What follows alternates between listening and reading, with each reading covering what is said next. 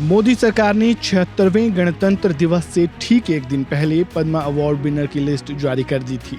देश में भारत सरकार हर साल अलग अलग क्षेत्र के श्रेष्ठ लोगों को सम्मानित करती है। उन्हें 3 अलग अलग कैटेगरीज में उनके द्वारा दिए गए योगदान के लिए पद्म सम्मान से नवाजा जाता है। इसी बीच बिहार की मशहूर फोक सिंगर शारदा सिन्हा को देश का दूसरा सबसे बड़ा सम्मान मिलने जा रहा है। शारदा सिन्हा को मरणोपरांत पद्म विभूषण से सम्मानित किया जाएगा।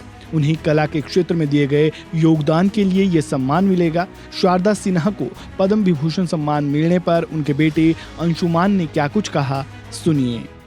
ये बिहार के लिए बहुत गौरव की बात है। ये एक इतिहास है। लोक संगीत के क्षेत्र में तीनों सर्वोच्च सम्मान प्राप्त करना, जिसको कहा जाता है, ये एक माइलस्टोन है बिहार के हिस्ट्री में।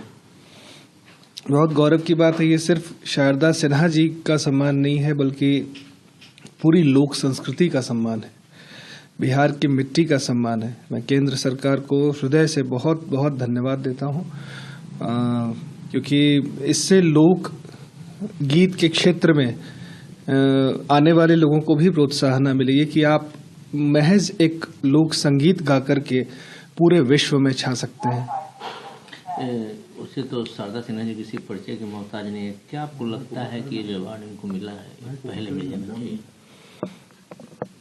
देर सुदेर थोड़ा होता रहता है इसमें। जैसे कि उनको पद्मश्री 1991 में मिला था और उसके बाद पद्म भूषण 2018 में मिला। ये गैप बहुत ज़्यादा बड़ा हो गया और इस गैप के बड़े होने की वजह से समझिए कि और पहले पद्म विभूषण जो मिलता वो बाद में मिल पाया, लेकिन 2018 से 2024 के बीच में ये तुरंत जो दिया गया, तो कहीं ना कहीं न्याय को बराबर कर दिया गया।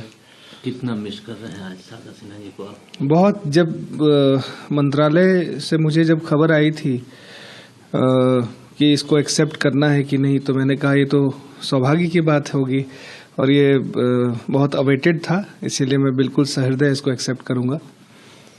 क्या नाम आपका?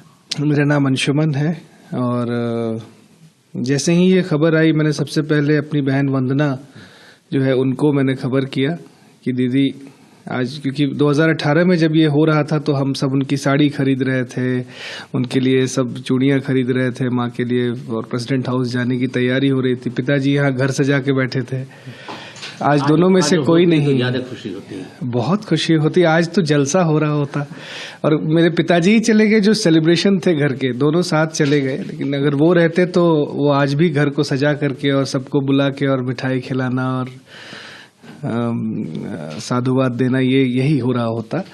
बहरहाल वो अपने शरीर से नहीं है, पर अपनी आत्मा से वो हमेशा अपनी मौजूदगी महसूस कराती रहती हैं।